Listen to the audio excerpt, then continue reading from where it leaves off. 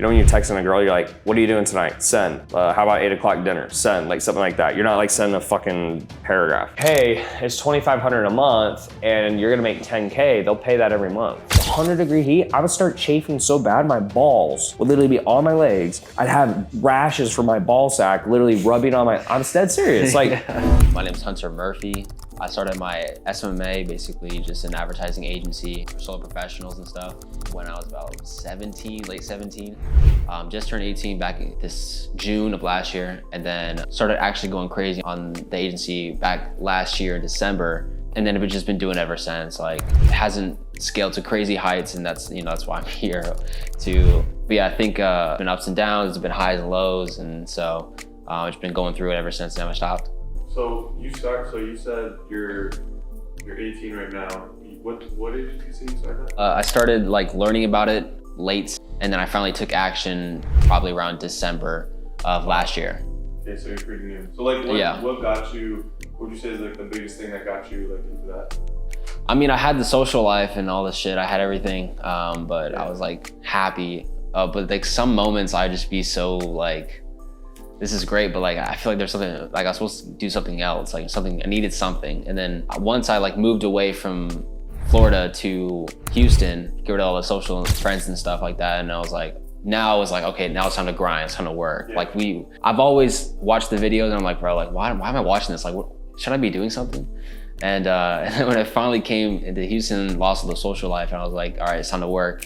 And yeah, I just saw a video of this Thomas Gannett guy fucking just giving me the like straightforward how to do it, and I just started cold calling the next day. Like, it was as simple as that. Cool. So let me ask you, what do you expect, or what do you think you're gonna get out of this session? Or what are you hoping to like? Well, yeah, I think I'm gonna. Bro, I'm hoping, but not even hope. I'm like some type of massive clarity on everything, because when I was filling that doc that you know those questions and stuff, I was like answering them, and it like made me realize, like, taking my own step back out of the business and like just look at it from an overview perspective of like, what are my weaknesses, what are my strengths? And I was like, this shit's bad, bro. So I was hoping I could get some massive clarity coming to here, and I think that he just reinforced that, like, there's stuff that needs to be changed and stuff like that. Dude, that was young. What's up, bro? What's up? How old are you? 18. What's up, man? Nice to meet you. Doing good, man. Yeah? Where'd you fly in from? Are you from here or no? Nah, I am from here, but I was in Houston. Yeah? Yeah, dude. Is that where you live? That is where I live. Where in Houston? The Huntsville area, somewhere around. Okay, cool, yeah. I'm from, do you know where Friendswood is? Friendswood? No. No? I just moved there recently, so. Do you know where like Galveston is? No? Yeah, I've heard the name, Galveston. Okay, so Galveston's like down by the bay, so it's by the water. The goal is just like get out of this whatever you want to get out of it. So we'll go, like, obviously, like, I'll ask you some numbers and try to get some context, but this is literally for you, so just anything you want to get out of it, just get out of it, okay? Okay, cool? Sounds good, man. All right, man. So let's start with the business. What do we got? What are we working with? Okay, so I have a lead gen professional, so like brokers, sales reps, stuff like that, people that sell solar. Okay. And we run ads for them to generate leads. So like, you know, phone number, emails and stuff. And then we qualify them, personally vet them through the phone. So you're like, you run the ads and you qualify the leads? Yeah, qualify them. Wow, and okay. We vet them, and then we set that appointment on their calendar. And okay. All you have to do is show up. That's it. Well, it's good life. Okay. I wish, bro. And so like, walk me through some numbers of like how much revenue you're doing, like your team size, what your goal is, like walk me through some more stuff. Okay, so I got my partner, me, and I got one media buyer, but he's like, hey, just I'll do shit for free, teach me. Oh, so wow. I've been training him, and we do nothing really consistently.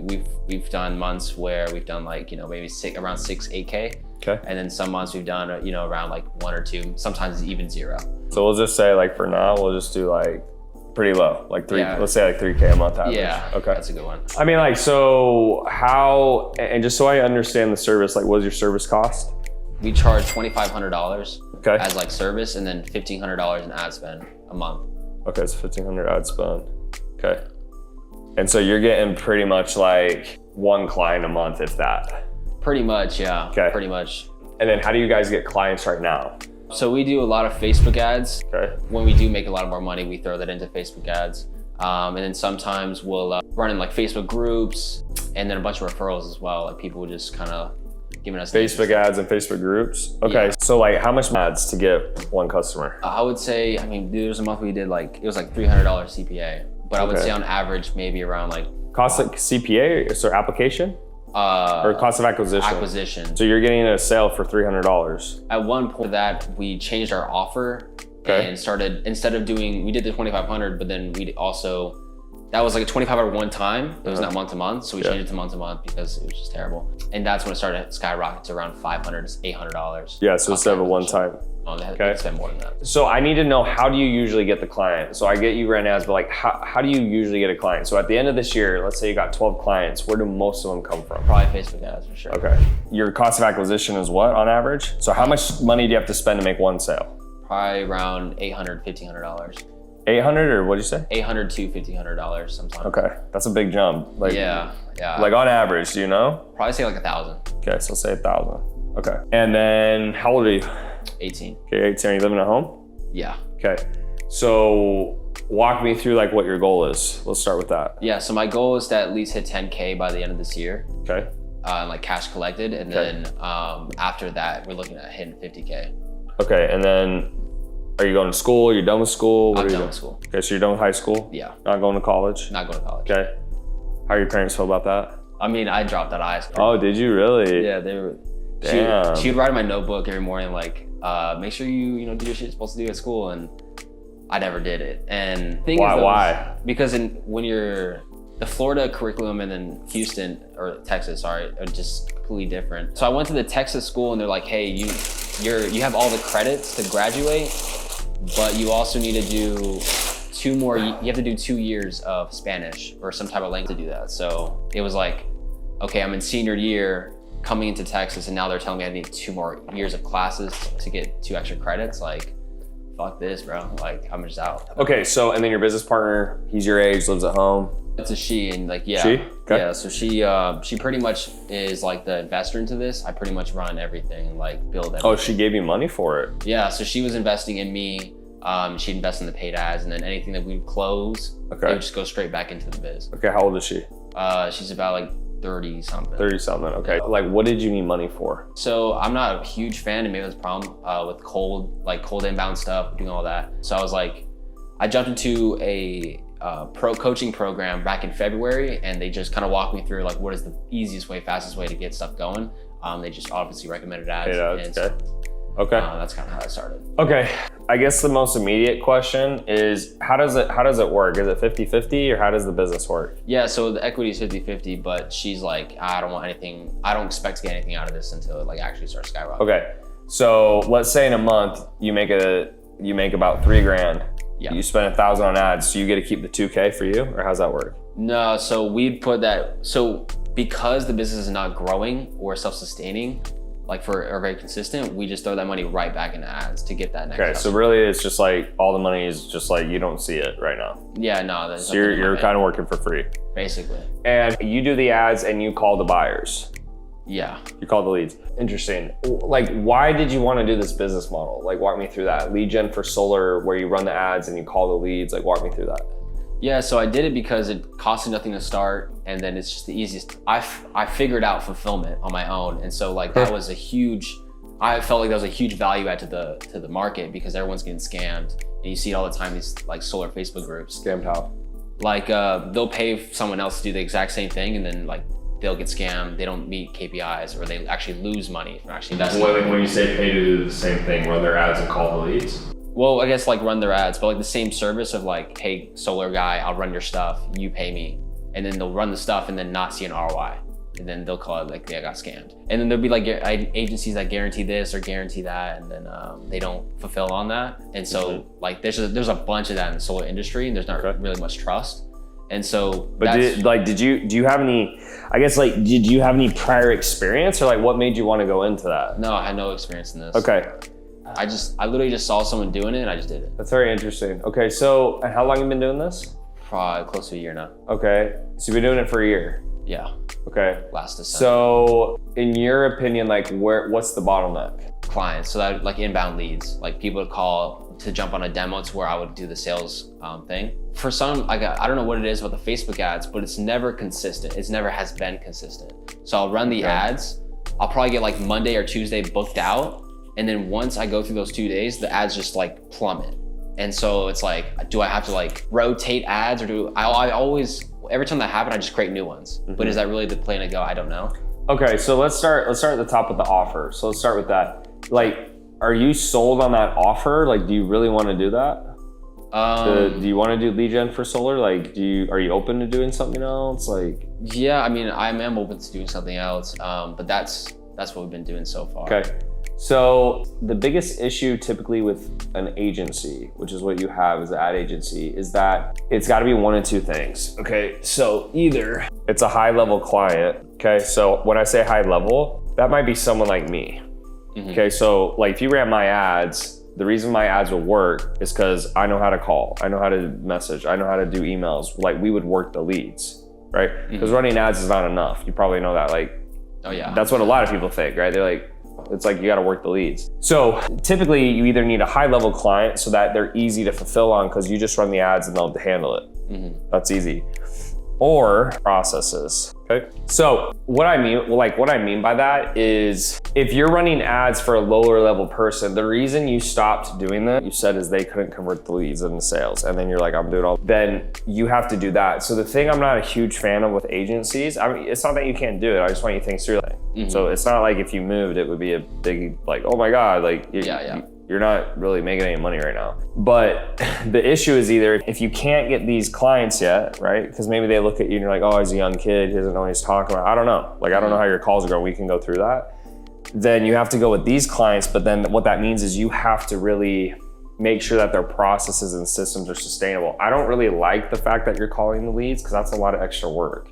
And you're not charging hardly anything. Like $2,500 a month is like, just to run ads, that's fucking crazy. The only reason you don't know it's crazy is because you only have 1 or 2 clients. The first one's probably huge because the people that come from Facebook ads, they'll see the $2,500 and like they're out the window, you know what I mean? And I think a lot of them don't understand marketing, don't have the funds for it. If they do got the funds. Where did they see the $2,500? When? Like ROIs wise? No, you said they see the $2,500 and they're out the door. Is that like, you just mean you talk to them on the phone? Yeah, so they'll see, they like everything that's shown. They think it can actually help them. And then when you actually show them the price, they're like, well, I can't pay for that right now. I don't have the funds for that. And then, you ask them like, you just said you did 10K or like, this is your revenue monthly, but then you can't pay this. It's like, what do they say? But they'll be like, yeah, I mean, I'll have to get my partner or something. I don't know. So it might just be smoke screens though. Like, do you think it's a real objection or is bullshit? Most of the time it is legit because of how they come on the call, their kind of persona. Like there are those people that are like $25 cheap. Okay, so I think the thing you first need to decide is like, are you sold on this? Like done with you, like done for you is, in my opinion, harder to scale than done with you. Does that make sense? So done for you means like you're doing the service for them. That's harder to scale because it takes a lot of fulfillment and there's a lot of variables. Because what I said, like part of the success of these clients is how good a client are they, and then how much you help them with their process. So when I say process is like, if we get a client we're running ads for, we have to make sure their funnel's good, their follow-up's good, they're good on sales calls, like, because if they don't close, they blame us, right? But it's like they suck. So that's the thing I don't like about what you're doing. Before we move forward, like what I want, this is your thing. So I don't care what you do. I can give you suggestions, but try to do something else. Like where's your head at? I mean, I'm open to what's the next direction? Like where should I go? Okay, well, like let's walk through some stuff and then let's see kind of what you're thinking. Because like end of the day, it's your decision. The good news is you're 18, so it's like you literally have nothing to lose. You can fuck up for the next 7 years and it doesn't matter. Okay, but typically done with you will be better. Okay, so like I'll give you a couple examples of what I did. Okay, so done with you means literally what it means. It means like I will show you, I'm not doing it for you. It's done with you, right? I help, but they do it. Okay, so my first company was fitness. So I was an online fitness coach. And typically what you want to do is you're going to choose wealth, health, or relationships. Okay. The reason you usually want to pick something in here is because this is what everyone wants in life. So you're basically in the wealth sector. That's fine. As long as it helps them increase their money or saves money, they'll buy it. What I did is a $3,200 program for 4 months, okay? My next business was for trainers. Because I did so well, trainers started asking me for help. I did I think it was 3 months, 10K, okay? And then now we have elite CEOs. Sorry, my handwriting's not good. 4 months, 16. Okay.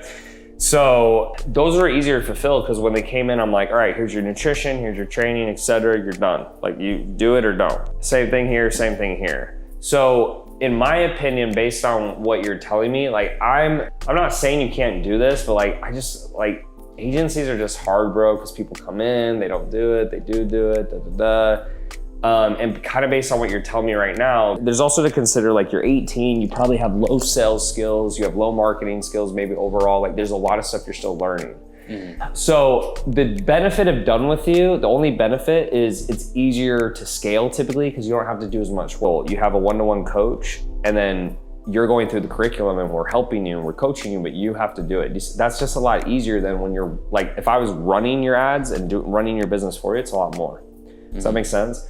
Can I ask a question? Of course, yeah. Yeah, do I think, is it more harder because it's less scalable because they aren't as committed? You're like running the business for them, so it becomes easy for them? Like it's just because like a lot of the people who are gonna hire you, they don't know what to do.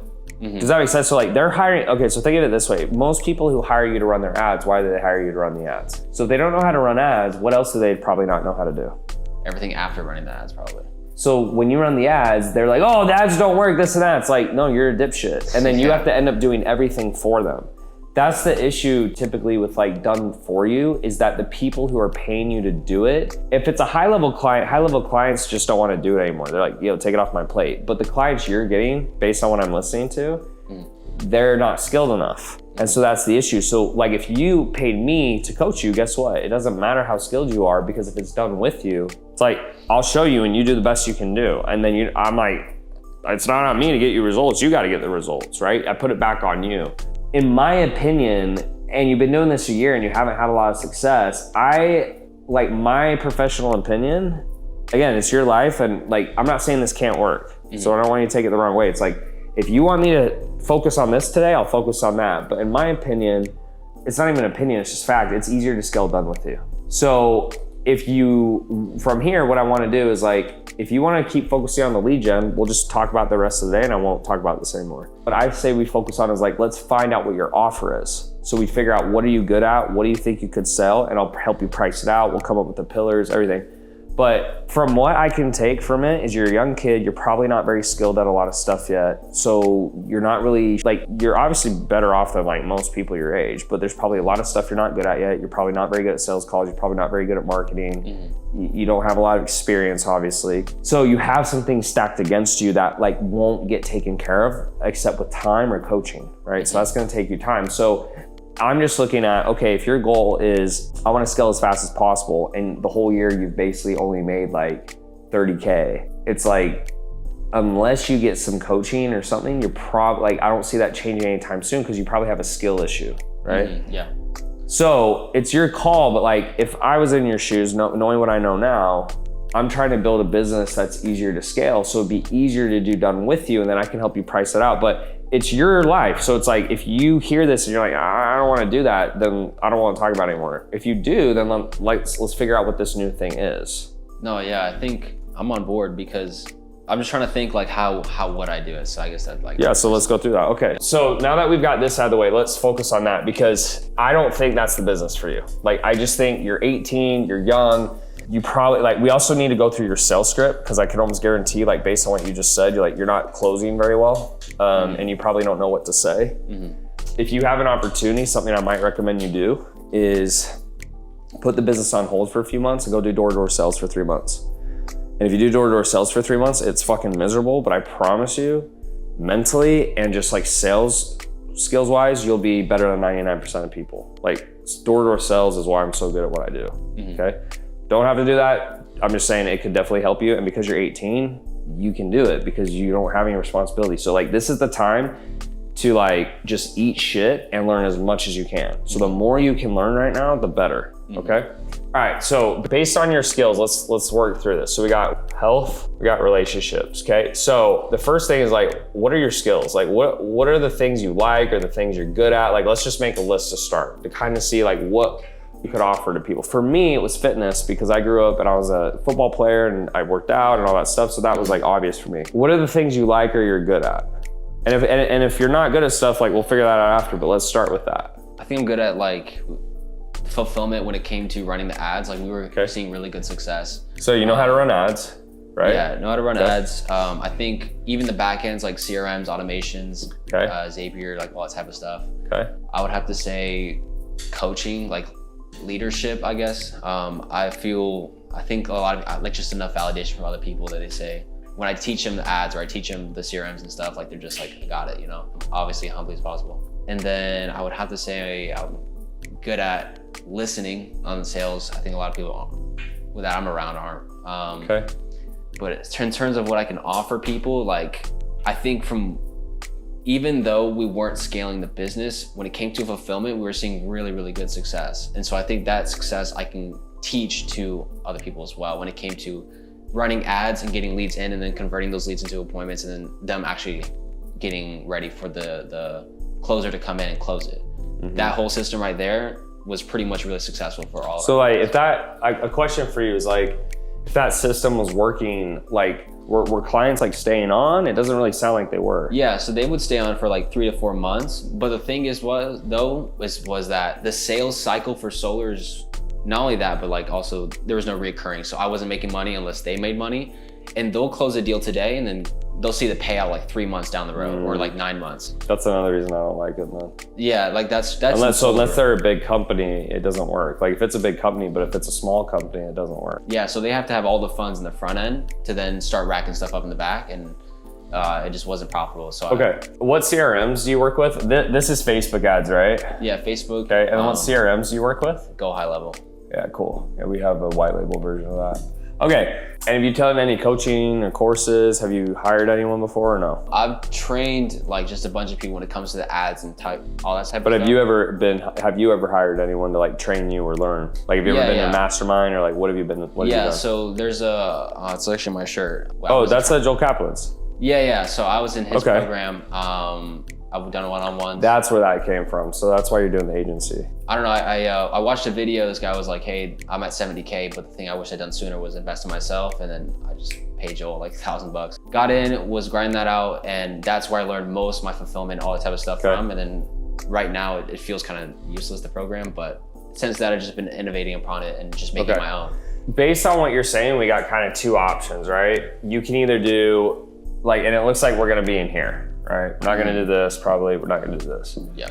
So we're gonna be in the wealth sector. So you got pretty much 2 options. It's one of the 2. In my opinion, either you run ads for a better local business, like maybe gyms, or something where you can get returns quicker, right? And you feel it's a good niche. Okay, maybe like HVAC companies, like stuff like that. Like roofers or something. Yeah, so like, cause I know Joel teaches that, and I know in his, he's got a higher level program too, you could jump in, or it's either that, so like, it's either like, I would say you do an ad agency, like I'm not against the ad agency 100%, it's just like long-term, I don't think it's a play. Like eventually you peak and you can only do so much, there's a lot of fulfillment, but like for your age, you would learn a lot, and I think that'd be benefit for you, but I'm trying to get you like past this. So to me, it's like, we got to find you a good business model. So I would either say you do ads for local businesses and you figure out which local business you can get the best results for and you just stick with that. So for example, like, Gym Launch did gyms and they just focused on gyms, right?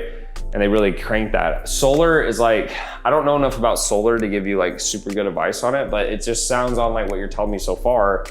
It's like long sales cycles. They don't seem that skilled. Like you want to get something that's like more of a slam dunk, right? So go ahead. Yeah, so do you think it's more, because the reason that I say that is because I think a lot from our outreach efforts and stuff like that, the majority that comes in, they're not as motivated. They don't have like funds behind them. They're not really successful. Right, they're just, themselves. I know, they're beginners and they think you running ads will make them. Yeah, like it feels like the 1% is like too far, or like they're so small, you know what I mean? Right. So I think you either do this or you do some type of coaching, right? Like for me, so you know my trajectory, like I did the fitness business, right? And so I helped people get in shape. By doing that, I learned how to run the business very well. So then I had a bunch of trainers start asking me for help. And so I started showing trainers what I did. That did really well. And then I made elite CEOs, which is what I do now, right? So it's business consulting. So if you were to hire me, you'd come in and it's like, all right, we're gonna help you with the marketing, everything, A to Z. So to me, it's either you do ads for local businesses, you can do coaching. Like by coaching, it means like you help them grow their business, but it's done with you. Do you think that the ads thing, I'll probably do it for like roofing or maybe HVAC, kind of the same process, but more done with you, right? And then I think once that business starts to scale, I kind of want to go more into the coaching for agency owners to build what I've already built. When you have proof, yeah. Yeah. Okay, so if you're down to do the local businesses, I'm cool with that, but I just want you to like, I would pick a business that like has more money to pay you. Because like I don't know all the local businesses you can do, but for example, like if you went to a gym and you're like, hey, it's $2,500 a month and you're gonna make 10K, they'll pay that every month. And it's a quicker turnaround. So I would look for, if you're gonna do this, we need to find something that like 30-day turnaround for money. It's a turnaround time, okay? So 30-day turnaround time and is like easy to get results for. Because like the solar business, based on what you're telling me, it's like, that doesn't sound like it would be easy unless they're a big solar company. And my guess is the biggest solar companies, they don't need you, right? So you're just getting scrubs. If you're in agency lab, you're in that group, I would really figure out, hey guys, what are the best, and maybe check out Joel's stuff. Joel's on YouTube, I know him, and he does all the agency shit. So I would really look at the stuff, and you need to figure out what type of local business do I want to do. I don't care what you do, it just needs to have, you can get them results within 30 days. Like, so if they pay you 25, you can get a return on that cash quickly.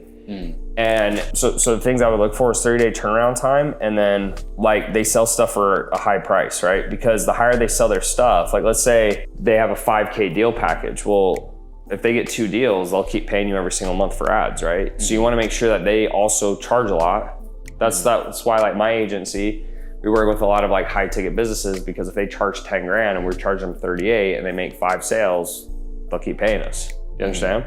30-day turnaround time for results, and then they sell something for a high price. Now solar hits the high price, but they don't hit this. See what I'm saying? So you need 2 checks. All right. And I'm down to try to help you figure that out today if you want, but I would need more context from you, because it's just, I just don't know like all the different types of local businesses there could be. I know there's like HVAC, roofing, right? That's the concern I have, is like, I want you to have something where it's quick. So like for me, if I run ads, I can get a sell on an ad in 48 hours and I get a payment processed.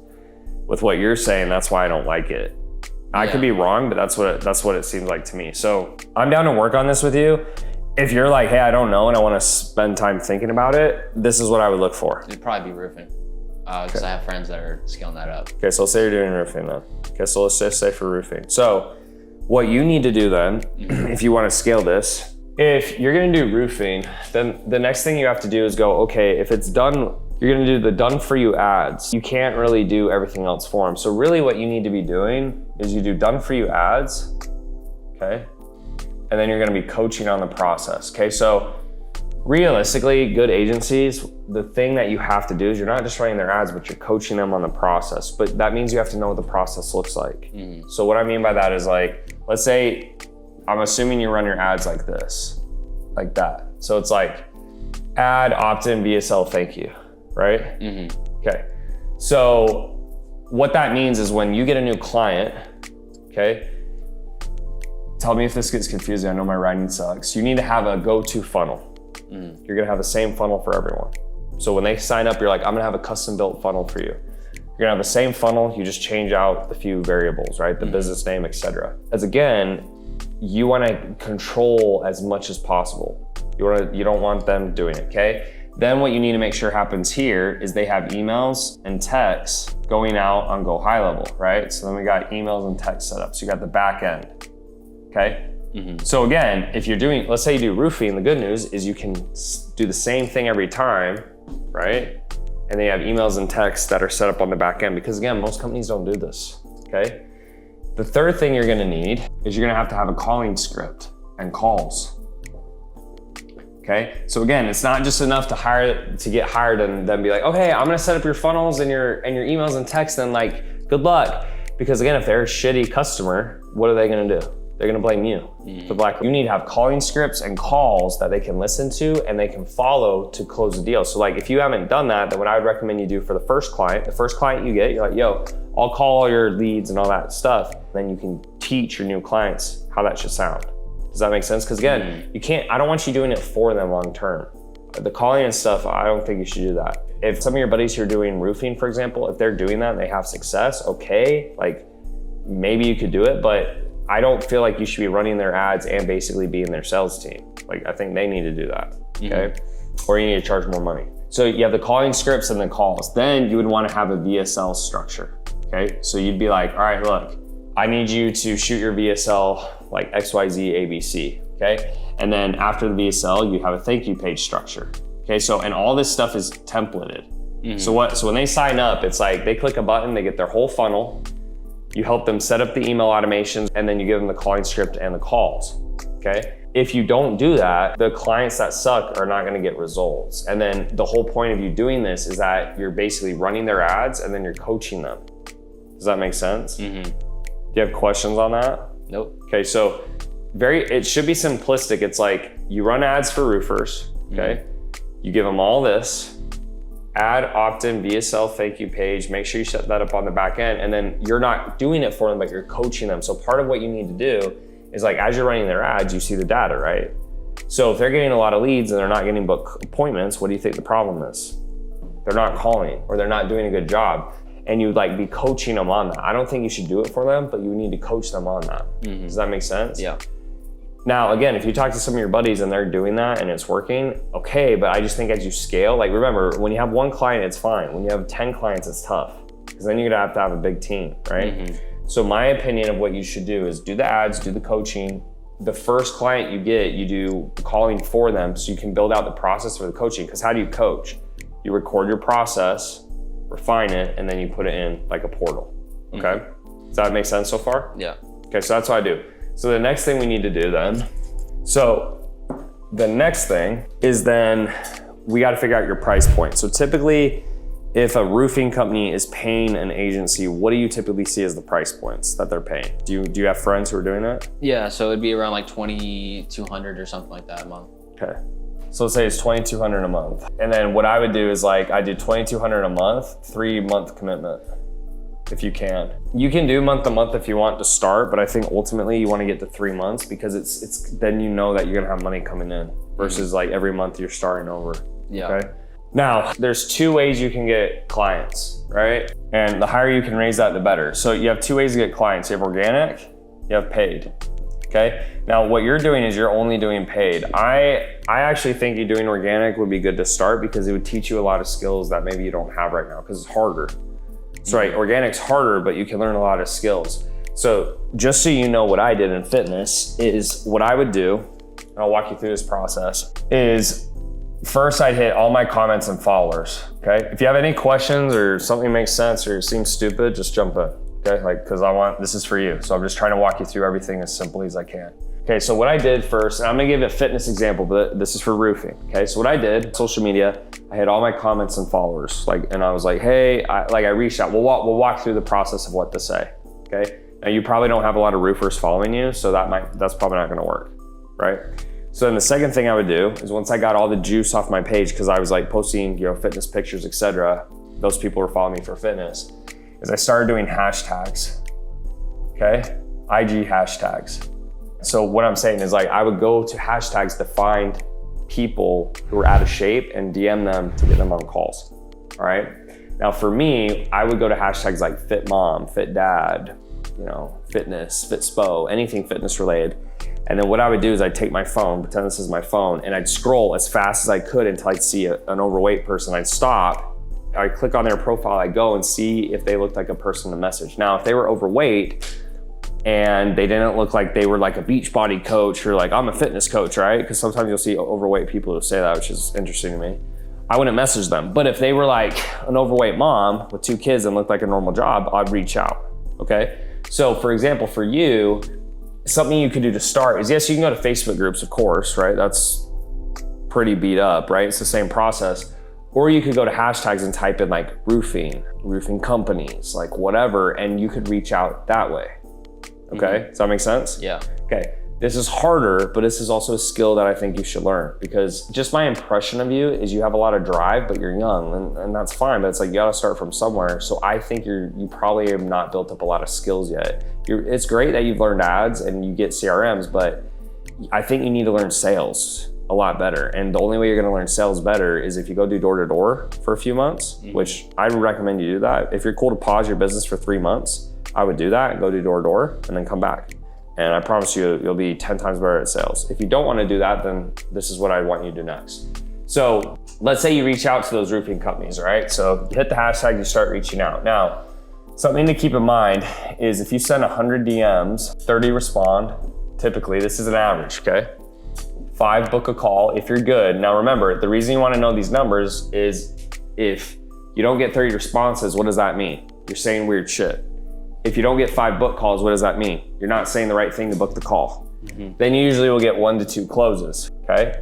If that's not the numbers you get, then you're probably saying some weird shit. Yeah. That's as simple as I can put it, okay? Now, typically to send 100 DMs, again, because I want you to conceptualize this, because if you can understand like what I'm putting down, it'll be easier for you.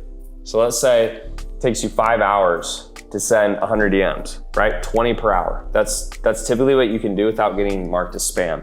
Change the message every time. Don't say the same thing. So don't just copy and paste it, but you would say the same message. I'll walk you through what to say in a second, but just stick with me on this, okay? So if it takes you 5 hours, let's do the math. So that's 10 more hours, right? Because basically you have to take 5-hour phone calls, right? So that's 10 hours. And then you close 1 to 2. Well, if let's say you close 2 calls, you just made $4,400 for 10 hours of work. So you're making $440 an hour. That's not bad, bro. For your age, that's good ass money. 440 bucks an hour. That's why I would start there, because not only do you learn the skills, but then what do you do with this money? Put it into ads, and then you can grow the business. What you did is you started day 1 with ads with, in my opinion, I don't know, because obviously, but you seem like you have low skill, which means that's probably why you haven't grown a lot, because you seem very smart and technical and stuff like that, but if you can't sell people, it doesn't matter how good you are. The reason I became rich is not because I'm the best coach, it's because I'm the best sales guy. Do you understand? Like, you want to be good at both, but you can get very rich without being a good coach. You just have to be good at sales, all right? So that's what I would do here, all right? Now, in terms of what to say, what I would do, and again, I'll give you a fitness example. This would be for roofing, and you might have to change it a little bit, but I'll walk you through like a fitness example and then see if we can like move it to what you did. So what I would do first is I'd reach out with a compliment, okay? So I'd say, hey, hope this isn't weird to say, but I'm from a family of 7 kids, and I just had to tell you your kids are so cute, LOL, right? And you wanna do it like a text. You're not doing like big ass paragraphs. It's like, you know, when you're texting a girl, you're like, what are you doing tonight? Send, let me know, I wanna do something. Send, how about 8 o'clock dinner? Send, like something like that. You're not like sending a fucking paragraph. So I say a compliment, and they're like, oh my gosh, yeah, it's totally fine, thanks so much. And I go, yeah, for sure. What do you do for work? And we'll move this to the solar, because this will be a little different, all right? But I want you to see this first. And they're like, oh, well, I do this and that. I'm like, oh, cool, that's awesome, for sure. I was like, does it keep you busy? Because I just want you to see this process all the way through. Once you see it all the way through, you'll be like, this leads to this, to that. Does it keep you busy? And they're like, oh yeah, everyone says they're busy. Why? Because no one wants to say they're a lazy piece of shit. So they will say they're busy. And then you go, here was my transition, so watch. So I go, does that make it hard to work out, right? Now I don't say it like that. Does that make it hard to work out? Okay.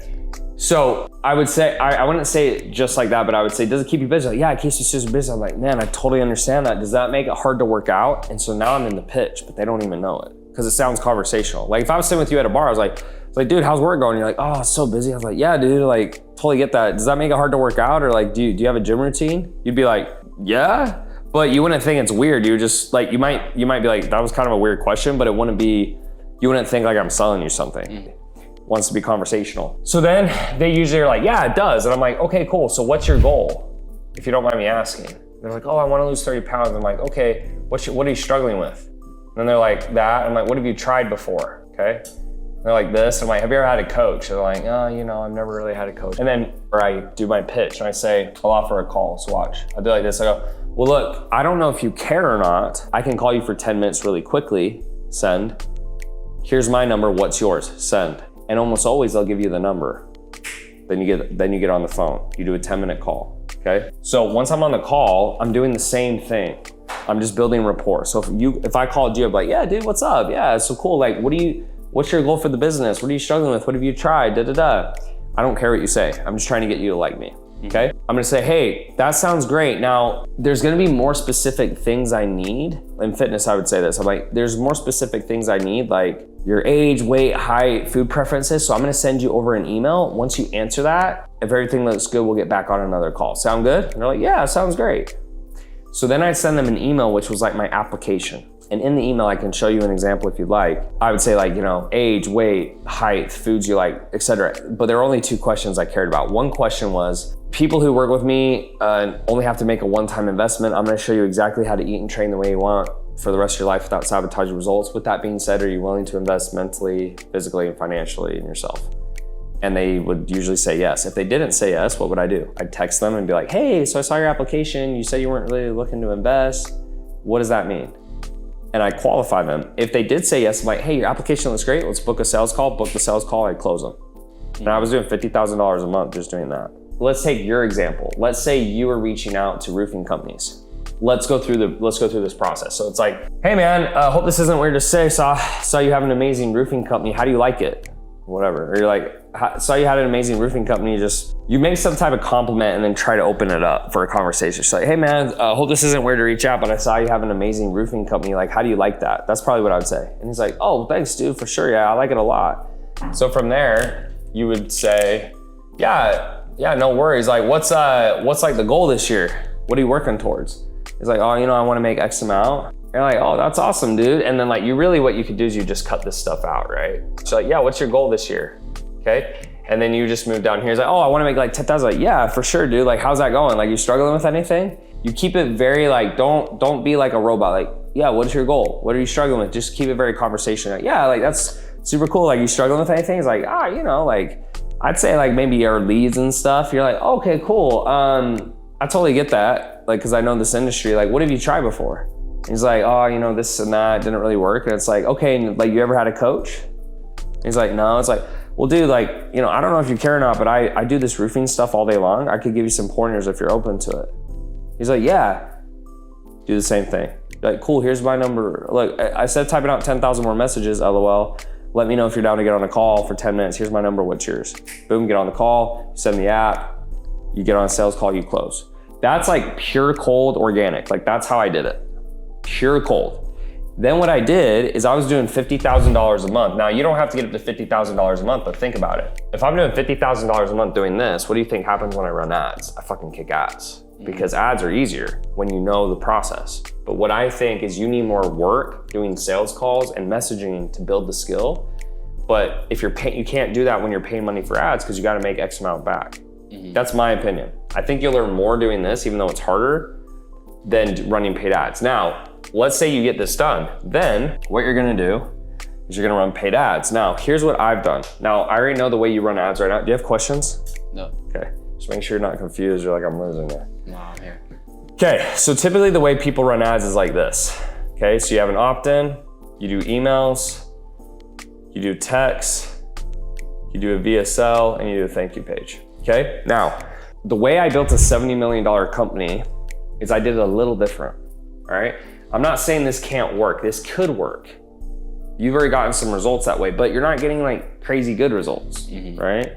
And I'm assuming when they come in, do you call them and text them? Are you doing that stuff? Okay, yeah. So that works and you can do that, but something else I would try, again, I don't have a lot of data and I also just haven't, like, if I listen to tell you more, but I'm just making some assumptions, let me know if you think they're incorrect. Like I have to make some assumptions we don't have time to like listen to sales calls and do everything, but I'm gonna try to help you as much as I can. So I always had an issue with this type of funnel. And the issue I had was that I don't know, man, we just never got as good results. Like people wouldn't book calls automatically. And if they did book calls, they were like really unqualified and we would call people, but they don't pick up. Like, especially in the coaching industry, the one I'm in, like guys like you, they don't pick up because companies calling me and bother, like they're just more savvy, right? Versus maybe a newbie who doesn't get called very much, so they pick up all the time.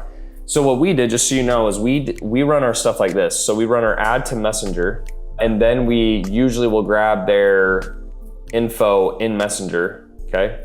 And then we'll go to a VSL, and then we'll go to a thank you page, okay? Now, the difference with that is, notice what I did here is I took the same process that made me successful here, $50,000 a month, and I did the same process with ads.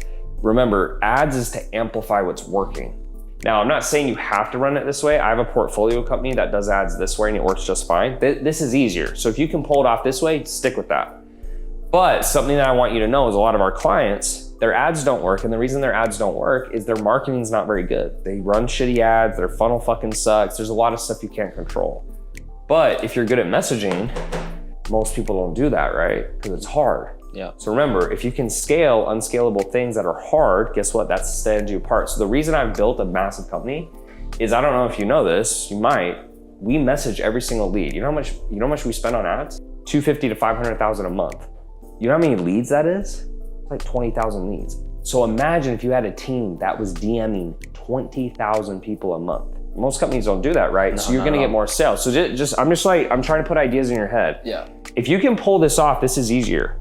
This is preferable. I've never been able to pull it off. I think part of it is the industry, and then part of it is who we're going after. But this has been my bread and butter for years. I've been doing this since fucking like 2019, bro. Like crushing, okay? Learning how to sell in Messenger, like talking to people via text and DMs, and I think you need more practice on calls, and this is all free. Now, granted, that lady who's investing with you, if she doesn't give a fuck and she's just gonna keep throwing you cash, then fine. But you're gonna notice, like, if you can do this, which is harder, this will be way fucking easier. And I think because you started here, you don't know how much harder it could get. And you might have a skewed reality of like how ads are supposed to work. Do you have any questions on this? No. Okay, so this is how I built my company. Like literally how I built it, okay? This is the framework I followed, everything. There's like no guesswork.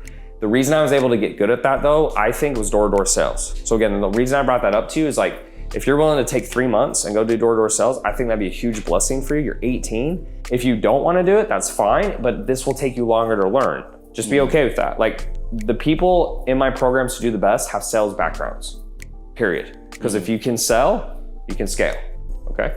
So how do you feel about, so currently I've just made some decisions. Like my business is pretty much on its downhill, where it's slowing down, because I have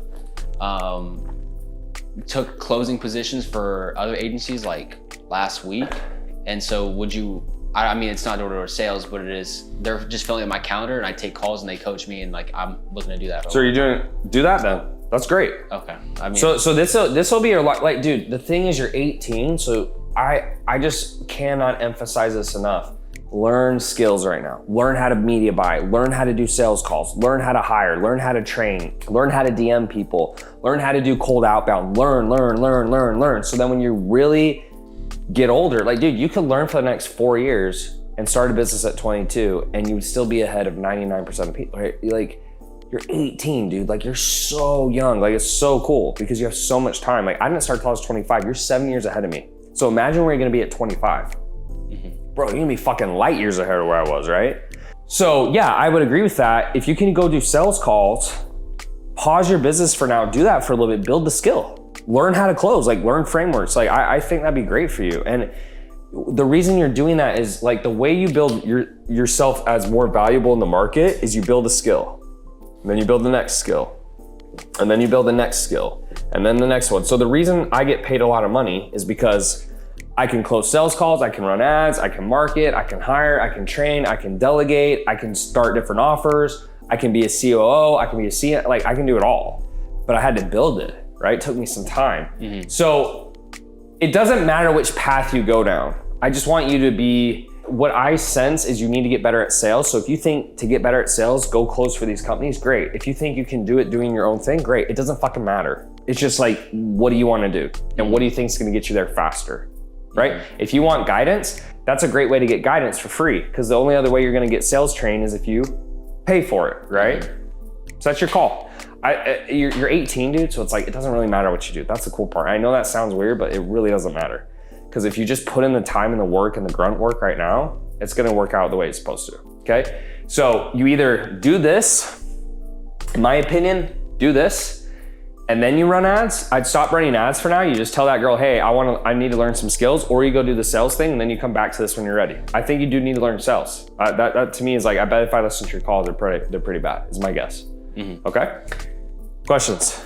No. Okay, so now what we need to do is let's actually go through your sales, okay? Okay. Now, do you have any sales framework you follow? Not necessarily, no. Okay, so that's a problem. All right, so let's go through that. Okay, I'm gonna go through a sales framework. Do you have any questions? Is there anything that's like off topic or you want to ask me about? Because again, this is for you. I just want to feel like I'm taking you through what I would do. Yeah, I mean, I think a quick question would be like, how do you feel about like in terms of like how to offer roofing? Like, what would be the no-brainer offer you would feel like? Would there be guarantees or would there be? Yeah, let's go through that. That's great. I love it. That's what we're gonna do right now. That's where I was going next. Yeah. Okay. So, framework for sales calls. All right. You got intro and then you have pre-frame. Okay. So I'm gonna walk you through examples as I do this. You have questions, please ask. Like I don't want you if you're. Let me. Go ahead. Maybe I should fill in. Okay, so go ahead. When Yeah. you asked go the ahead. question, I was like it's something official or something, like what kind of framework? But I guess when I do hop, so it's an intro call, and I basically just get an overview of their business. See where It's a they're set call, right? Like 15 minutes. Yeah, right? And they're usually around maybe about 25, 30 minutes Okay. each. And so I'll hop on, I'll basically ask them like, some questions in terms of the business, give me an overview. Yeah. Show me what's up, how can I help? And then they'll walk me through, I'll be like, okay, so you've been doing this for this and this and this and And you kind of just figure out where their pain is at, where's the gap that I need to fill, all this and that. And then, kind of get them a little bit excited for the call by like, hey, we can help you and like, we can offer this, but I'm not gonna talk to you about that right now. We'll move this on. Next call, the demo calls, the sales call comes up, and then that's basically where we kind of reframe what we were just talking about with the intro, and then we run in through like, okay, so I know you noticed it with this, and then I kind of ask some more questions, just get a little bit more deeper, just to get their mind in the right place, and then I walk them through the presentation, make sure they have any questions and stuff, and that's usually when they're on board with everything, but once you get to the price, that's when the objection comes, so you start to objection handle. Okay. And I think there's points in the agency where I would just let them go when they said stuff. So I think like that is one skill that needs to be improved. I think it has been. I think honestly, another thing with ads is like you usually can just do a one call close with ads. Like organic, that's very normal to do it 2 calls. With ads, I don't think you need that because to me it's like, well, like the whole point of an application is so you don't need to do 2 calls. Do you understand? When you're doing cold outreach, it's really hard to go from cold to a sales call. So you go cold to 15 and then a sales call. But with ads, I don't think you even need to do that. Okay. Some people do that, but I don't think it's necessary. You're just creating more work. Like why can't they just fill out an application? If it's not good, you text them and you verify or clarify. And then if it's bad, you cancel it. If it's good, you take it. No, yeah, 100%. Right? 100%. And so then, I mean, the intro call can be put in the demo as well in the beginning, kind of learning about what they are. Well, no, but like the whole point of an application is to get all that info so you don't have to do an intro call. Like the intro call to me is like if I'm calling the leads that opted in and they pick up, that would be your set call, like an intro call because they picked up randomly. But I don't think you need to schedule an intro call to have a sales call. No, we don't schedule them. So this is when they pick up. Yeah, once they come in, we should call instantly. Okay, so that makes sense. I'm sorry. I thought you were saying you do ad and then opt in VSL. They book a 15-minute call. That's okay. So you don't do that. Yeah, so if they book from the VSL, it's an hour call. Yeah. Perfect. Okay, great. So that's good. All right. So let's walk through the framework. So intro pre-frame is just like, hey, welcome to the call. The goal of the call is to figure out what your goal is, what you're struggling with, what you tried at the end of the call. If it's a fit, let's move forward. If you don't, let's not. Cool? Yeah, great. All right, then you do questions and discovery. Now questions and discovery is you're just trying to find out all you need. What's your goal? What are you struggling with? What have you tried? So like these are normal questions you ask. Goal, struggle, tried. Like what have you tried? Have you ever had a coach? Have you ever done ads? Do you have funnels? Do you have sales? Like whatever, right? Like you're getting context of the information so that you know what's right and wrong and what you need to pitch, okay? Next thing we're gonna do is we're gonna go into the 3 pillars. Now the 3 pillars is what you were just talking about, okay? So these are the 3 things that you need to do. Now, the way you do pillars is you need to do what they do versus what we do, okay? So if someone doesn't know a lot about something and I just say, I don't know, let's say I was trying to get you to buy makeup and you've never worn makeup as far as I know. Maybe you have, I don't know. All right, so buy this makeup because it's the best and it's just the best because of this and this and this. And you're like, okay, yeah, it sounds good. I'm like, all right. So the reason people struggle to buy when people do that is because they don't know what bad looks like. Do you understand? So like a guy who's had 10 girlfriends probably knows what a bad girlfriend looks like. If you've never had a girlfriend, you don't have any clue at all, right? You really have no context for what good or bad is. So because you're unsure, it makes it hard for you to buy something because you're like, well, I don't know what else is out there and stuff like that. So you got to tell people, right? So when you do your pillars and your points, this will make sense to you. But I always am like, okay, here's what most people do. Here's what I do. Here's what most people do. Here's what I do. So you're painting the bad picture and then you're painting the good picture so they have clarity. Okay. So what we need to do for the pillars, and this is how you sell people. What are the top 3 things you do? So like if I was to hire you and I'm like, hey, why should I hire you? What are the top 3 table? What would they be? In terms of what exactly? Anything, the whole offer. Like why should I hire you? What do you do that's so special? What would we do that's special? I'm kind of confused on the question. No, like, okay, so I'm on a sales call with you. Okay. And I'm like, why should I hire you? Like, what would your reasons be? Like, why should I hire you versus someone else? What makes you so much better than, like, tell me the 3 things that makes you better than everyone else. Yeah, and so, I mean, most people will say this and do another, but we obviously do what we say we're gonna do based on, like, our results and stuff. Okay, meaning what? So when you say we do what we say we're gonna do, what does that mean? So most agencies, they will tell you this, like, hey, I'll guarantee you 45 points in 10 days. I'll guarantee you, this 10x ROI, which is completely unrealistic, but I actually get you the realistic results in terms of like money in. Okay, what else? Just say them as they come to your head. What else? Yeah, and then, most agencies will be robotic and do generic stuff and, get you the generic results, but we tend to focus on more creative, more innovative efforts to then get you the creative and, exponential results. Okay, what else? Most agencies will stop after the lead comes in. We stop once that call is booked and you told us how it went. So after you've already hopped on the call and you've pretty much closed it. That's meaning what? Like, what does that mean? So like I don't get the difference. Like, explain that to me. Yeah, so most people will send you the lead and then they stop. You don't talk to them. They don't even care about the rest. We get the lead, we nurture it, we take care of it. We make sure that you're taking care of it as well. And then even after the fact you close, we want to make sure that it's all taken care of in terms of follow-up. I mean, most agencies will make you do the hard work and blame it on you, but our agency will take our blame for things that are our fault. Like, I mean, we're always continue trying to grow. And so if things go bad or things are our fault or metrics aren't hitting where they want to be, we take everything that we have available to us to do whatever is possible to get you the best result at the end of the day. Okay. Do you have like a guarantee? Like, is it a performance guarantee or like it's like you get your money back or anything like that? Yeah. So we have like a 45 appointments booked in 2 months or money back. Okay. So here's what you would do. So watch what I do. What they do, what we do. Listen, okay, it's very important. Okay, so you get all the questions, you're like, cool. So what I want to walk you through next is what I call the 3 pillars. 3 pillars are going to explain and show you why people work with me over every other agency, okay? Now, pillar number 1 is what I call the 45 rule. Now, what most people do, what most agencies do, okay, remember, keep this in mind. Now, what most people do, this is literally what I'd say on a call. What they do is they'll sign you up and they have no guarantees at all. They basically will run your ads. If it works, great. If it doesn't work, you're fucked, right? So that's not really a win-win. What we do is we guarantee that you will get at least 45 book calls or you don't pay. The reason we do that is we know with our process, if you follow our structure, that you're gonna get at least 45 calls. That's the minimum. Some people get a lot higher. But I want you to know if you work with us, that if you don't get results, you get your money back. Now, you gotta be confident if you're gonna say that, but that's how you say it. This is also a buzzword. Buzzwords help. You don't wanna be like, money back guarantee. It's fucking boring. 45 rule. What's the 45 rule, right? You want to create curiosity, okay? What they do, what we do. You see how I just did that? So you painted the bad side and then you painted the good side. What you probably are doing is you're like, 45 rule. So we do have a 45-day guarantee. This, you're just listing like a fucking grocery list. That does not sell people because they don't know what bad looks like. Do you understand? Yeah.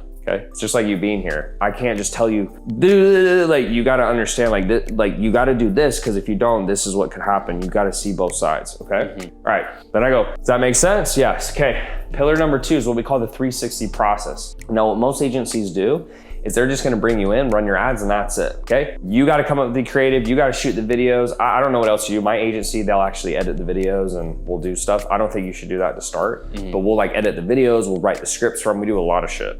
All along the way on your calls, your sales scripts, whatever, to make sure that it works for you because the ads is only the first part. The follow-up is the most important part. Does that make sense? So what most people do is they don't do that. I'm gonna do that for you and help you with it. Cool? Okay, so again, you see how you're separating yourself from other agencies? It's not enough to just like say some bullshit. Like you gotta really get people to understand why they should pay you.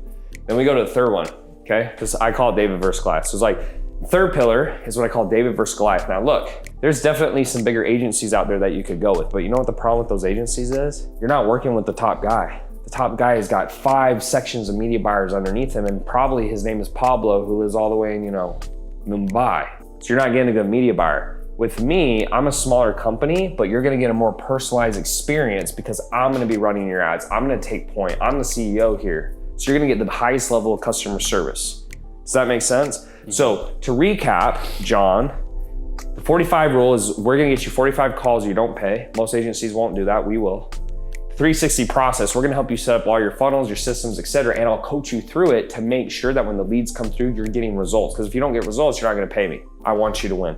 Most agencies won't do that. They don't care if you get results. And then the third thing is David versus Goliath. I am a smaller company, but I will give you the highest level of attention and service of anyone in the industry, whatever, blah, blah, blah. You see how that's a little more compelling versus probably what I'm gonna call is you were just listing a bunch of shit out. And to be honest, a lot of the shit you were listing sounds like every other fucking agency in the world. Yeah.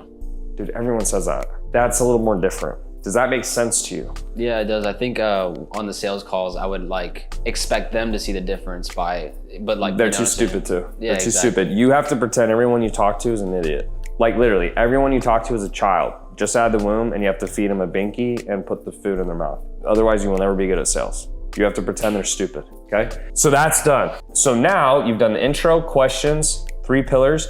Now, from here, I'm like, cool, so do you have any questions, whatever. Remember, their certainty has to be as high as possible before you drop the price. Certainty means that this program, I am certain this is the thing I need. It has to be as high as possible.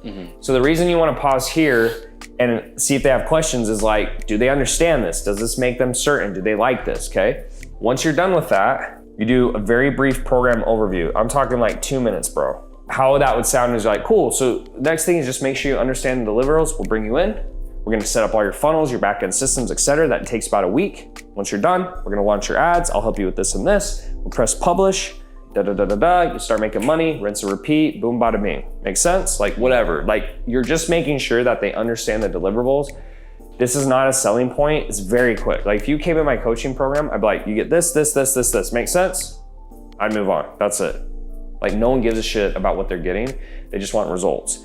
You flew out here because you think by flying out here, you're gonna get a better result. You don't give a shit what I did though. Like what if I got on a Zoom call, would you care? Probably not. You'd be like, I don't give a fuck, just like help me, right? Same thing here, okay? Now, once you do that, you close and then you handle objections. Questions about this process. No. The most important thing I need you to do is this. You gotta do this, and you gotta ask good questions. If you ask bad questions, this will fuck you up. You have to understand their situation 100%, and then this will help you ask better questions, or this will help you sell them better. What I noticed is that when you, especially at my age, not having the skills necessary, when I started paid ads, you just throw yourself in the fucking deep end, and then you run into the issues and then make adaptations from there. Yeah, and that's cool, and that's also why I said you're 18, dude. Like, it's fine, you can fuck up for the next 4 years, who cares? And you're supposed to, you're learning. You should fuck up, but that's why I could tell just by listening. I'm like, I can almost guarantee your sales calls are not very good, and that's gonna hurt your results. You got to learn how to do it. Okay, so now let's go through objections. Okay, so this is objections. There's only 4 objections. Okay, there's only 4. There's never more than 4. There's only 4. Okay, so here's what they are. We're gonna go through all 4 objections for you. Okay. Okay, price, spouse or biz partner. Okay, think about it, okay, and belief, okay? All right, so let's do price. This is the most common, okay? I'll walk you through this all the way through. Usually close all the deals if you just do this, very easy. All right, so you say, all right, the price of the program is $2,500. I say, oh man, I gotta think about it. That's a lot, bro. You go, I totally get that, totally understand, no problem, okay? Let me ask you this. Is there anything besides price that would stop you from moving forward today? No, okay. Price. Okay, pause there. So do that again, you role play with me. Is there anything besides price that would stop you from moving forward today? Not just the price. Okay, that's the tie down. You need the tie down, that's the first tie down. Okay, so when you say that, it's just the price. That's one tie down. I'm gonna get it again. Got it. So just so I'm clear, if we're able to figure out the price today, then you're able to move forward. Is that accurate? You wanna move forward, we just gotta figure out the price. Is that accurate? Am I misunderstanding? No, that's right. That's a double tie down. So you just said, if I figure the price out, you're fucking in, right? Perfect, okay? So here's what we do now. We're gonna ask for cash on hand. Okay, cash on hand means literally how it sounds.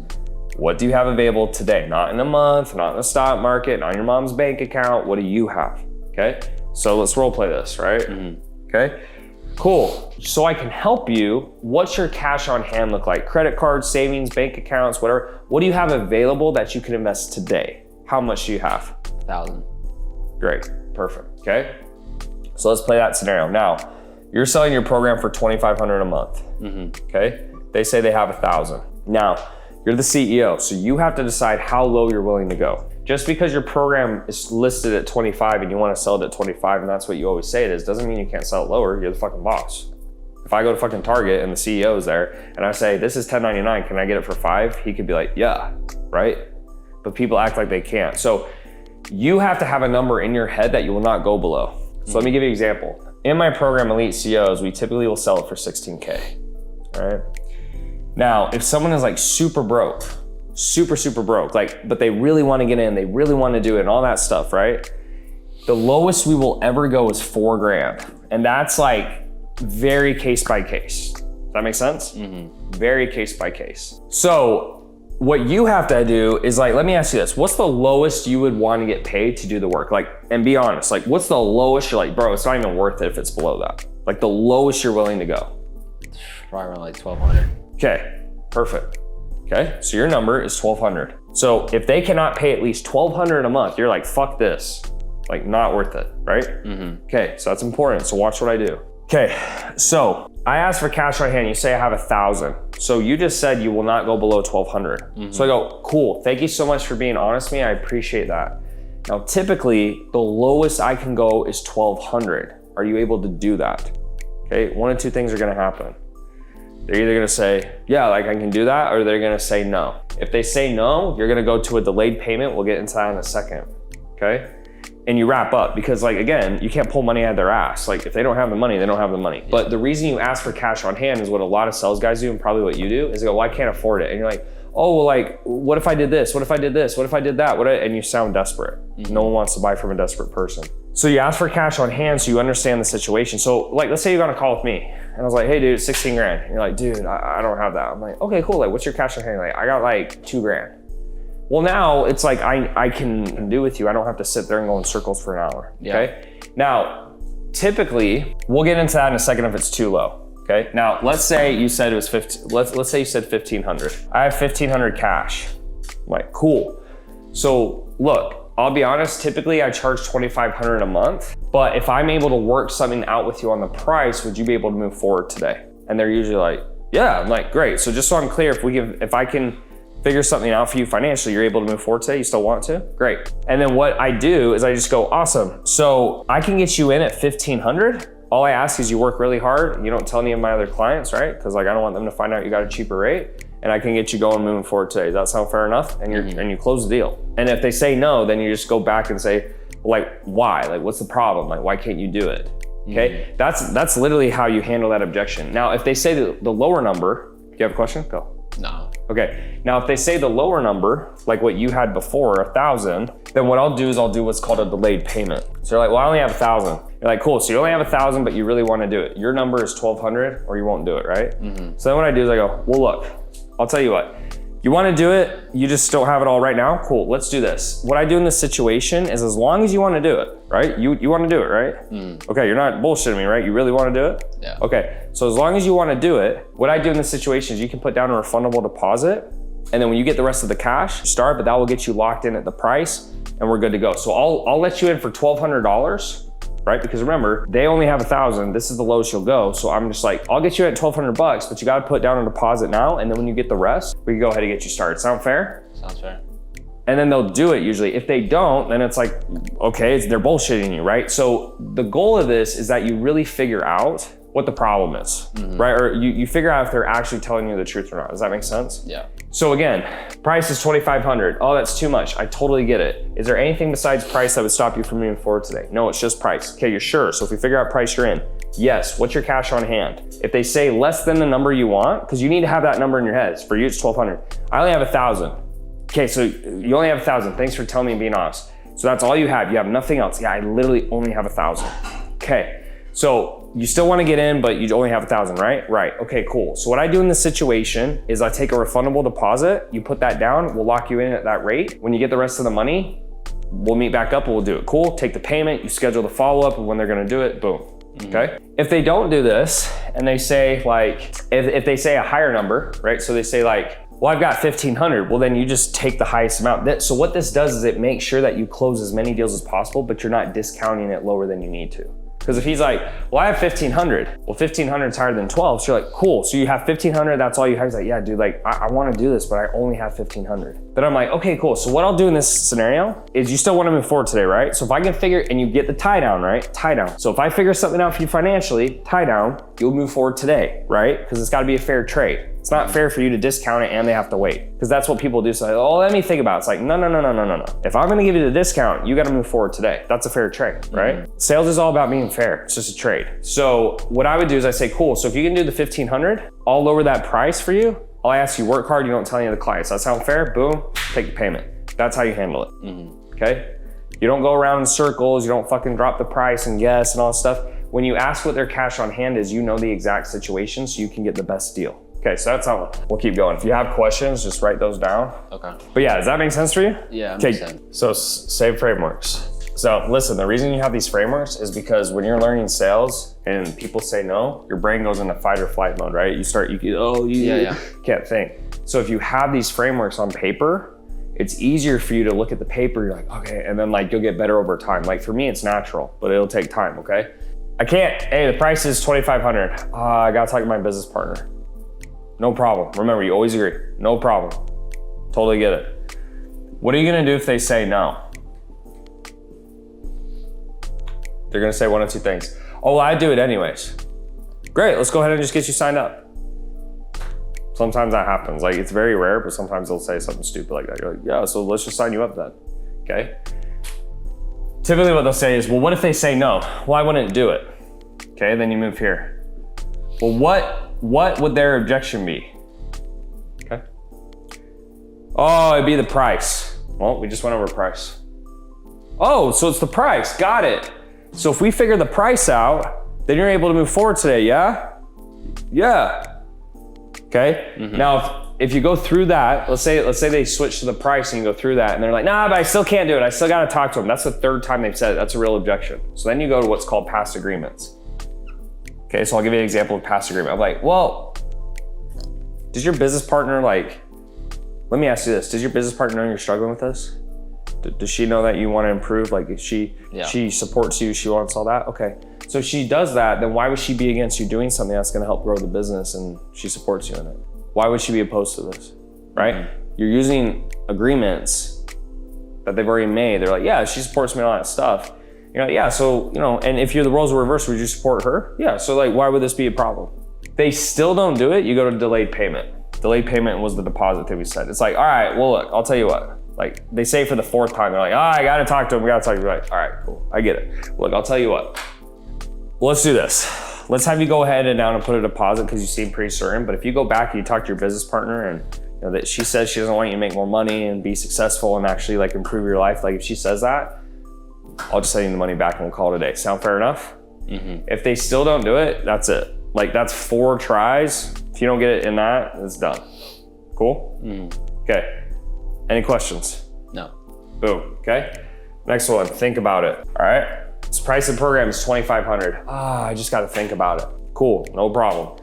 Let me ask you a question. This is how I like to do it. Do you know what the word deciding means in Latin? No? Like it means to cut off. So what we have to do today is we have future we're cutting off. The future of your path or the future of your dreams or the past of your inaction, because making no decision is still a decision. So if you're cool with it, let me walk you through 3 ways you can make the decision today. Are you cool with that? Yeah.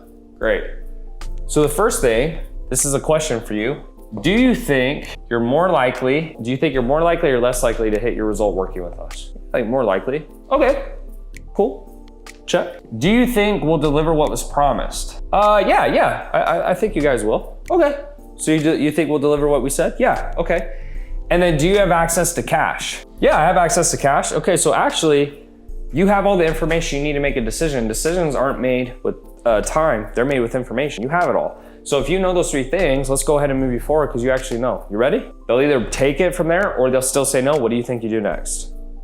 Delayed payment. You always do delayed payments if they can't do it. You're like, well, look, you seem pretty sure, you just really need to think about it, right? Okay, cool. What we get a deposit, Do you think it goes a bit deeper than that? What do you mean? When they say, even after all of that, they know will help them, they trust you and it'll actually work. Well, of course, they're not certain. Anytime someone says no, it's a lack of certainty. So what you can do is you go, well, I guess I don't understand. If you know all these 3 things, why aren't you able to move forward? And you got to try to pull it out of them. But some people, bro, they're just like, oh, I just need to think about it. And everything you say, they're just like, I just need to think about it. So finally, after a while, I'm just like, I do delayed payments because if they won't put down a refundable deposit, they're full of shit. Why would someone be against putting down a refundable deposit? That's 0 risk. And think if I take your credit card and you don't sign an agreement and I run off with your money, what do you do to get it back? Charge back. Not that big a deal. Like people act like it's a huge deal. It's not. Okay. But yeah, of course, like you work through this. Like this is very simplistic, but like if they're like, well, yeah, I mean, that's true, but this, you're like, I mean, dude, just be honest with me. What's up? Like you work through that, but if they still won't do it, then from here you'll do delayed payment. Okay. Is there like a certain metric that, or when you do get to the delayed payment, like how much do you charge? 10%. 10%? So for you, it'd be $250. If it's $2,500 a month, $250. Or if it's a 3-month commitment, it'd be $750.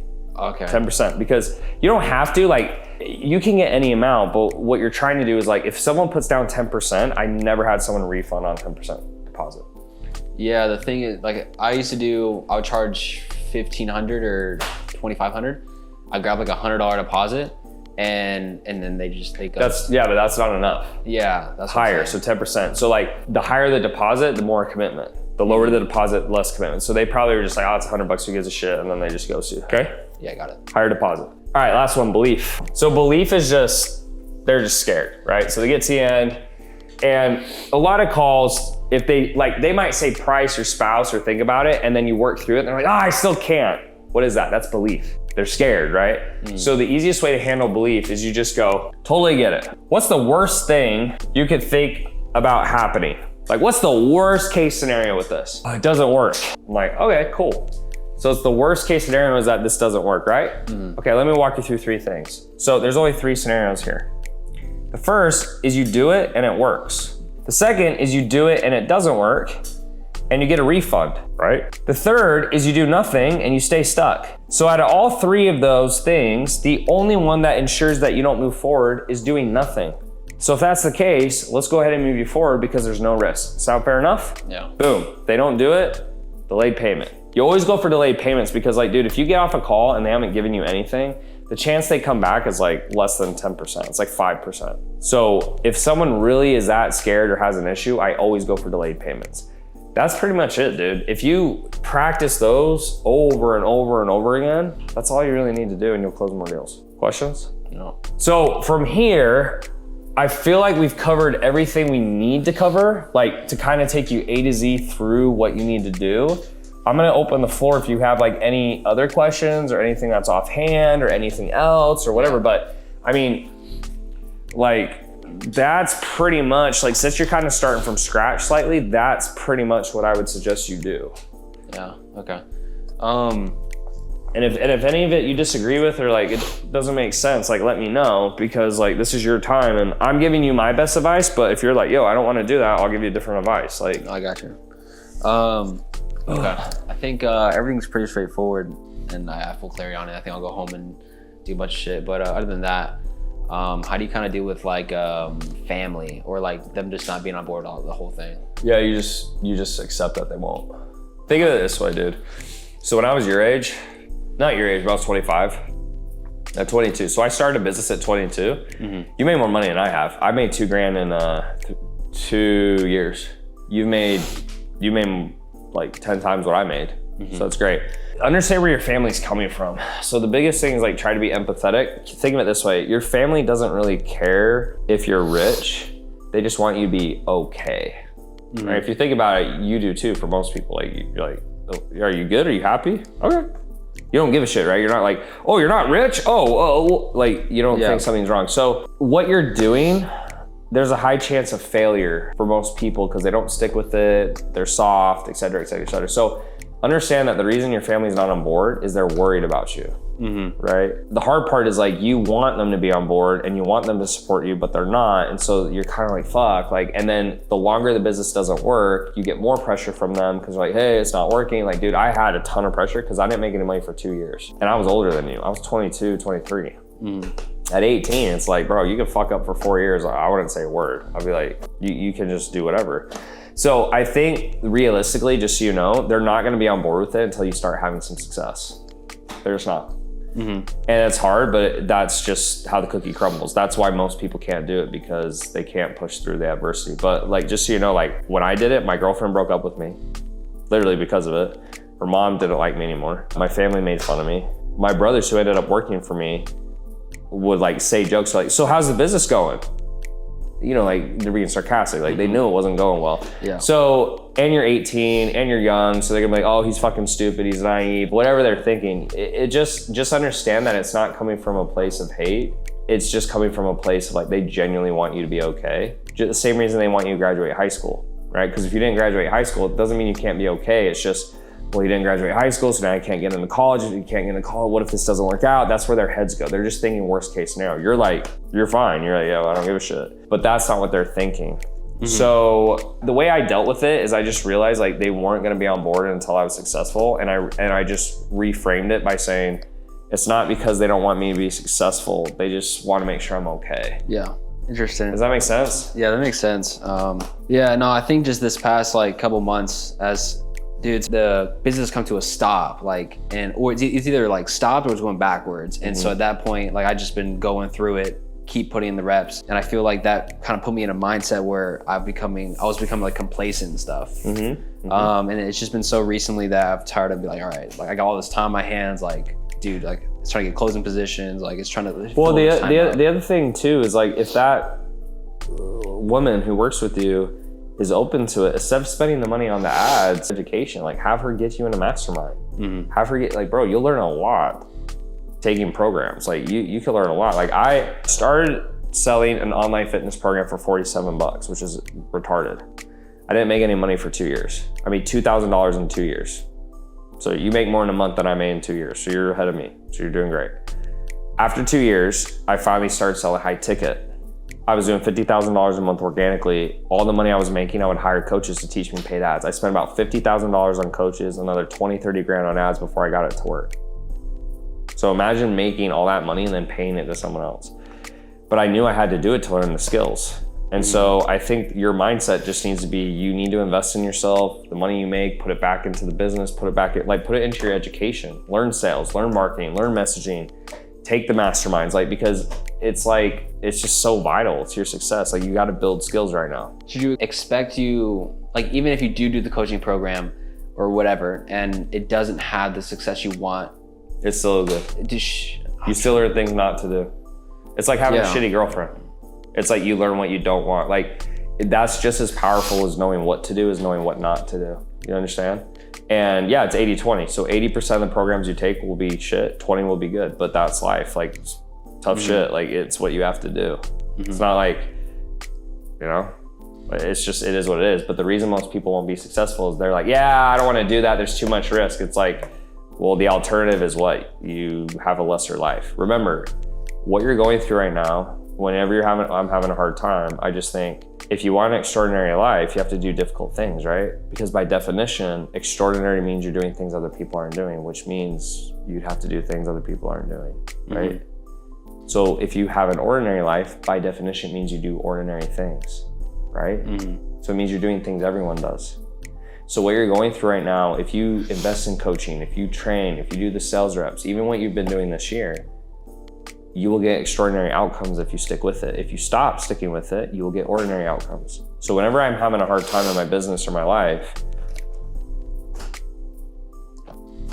I just like take a breath and I'm like, this is why I'm where I'm at. Because I will do the hard things that no one else will do. Understand? Yeah. So just don't shy away from it. Like the story that you want can only become that if you do hard things. And the harder it is, the better the story.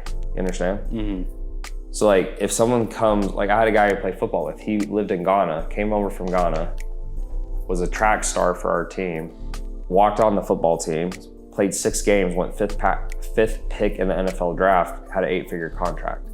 Story. But pretty fucking hard, right? Mm-hmm. But that's why it's a badass story, right? So you can't have it both ways. You can't have this extraordinary life and then always have it easy. So like if you're like, yeah, so I started my business and my dad gave me a bunch of money and they all supported me and it was really easy, and they basically, every time I ran out of money, they just gave me more, and you know, I got into every program for free and all this stuff. It's like, that sounds fucking like not a great story at all. It sounds like you got spoon-fed. Mm-hmm. No one would respect you. Mm-hmm. But if you're 18 and you're eating shit and you're taking calls and you traveled out here, right? You paid to be out here, didn't you? That's dope, dude. Like you'll have a cooler story. So I think what you're going through right now, the biggest thing is when you feel down, just understand like it will make sense in the future. When I was going through, so check this out. When I was making no money, and then I'll shut up, I was selling that $47 program, but my mentor taught me about active campaign, click funnels, websites, Facebook pixels. I learned all these things, but I wasn't making any money. And I was broke, and after 2 years, I'm like, bro, fuck this, right? And then finally, I switched to high ticket, which is what you're doing, which you should start with as a beginner. And I started making money, and then guess what? All those things that I done, door-to-door sales, worked as a server, learned how to build websites and funnels and Facebook, guess what happened? All that shit made sense. I'm like, oh fuck, now I can use all this stuff, right? Mm-hmm. So a lot of the stuff you're going through right now, just understand like it will make sense later, dude. It's just do the work. Do the work. Like there's no shortcut. It's like you just have to work hard. You have to put in the reps. If you suck at something, you have to do it till you don't suck.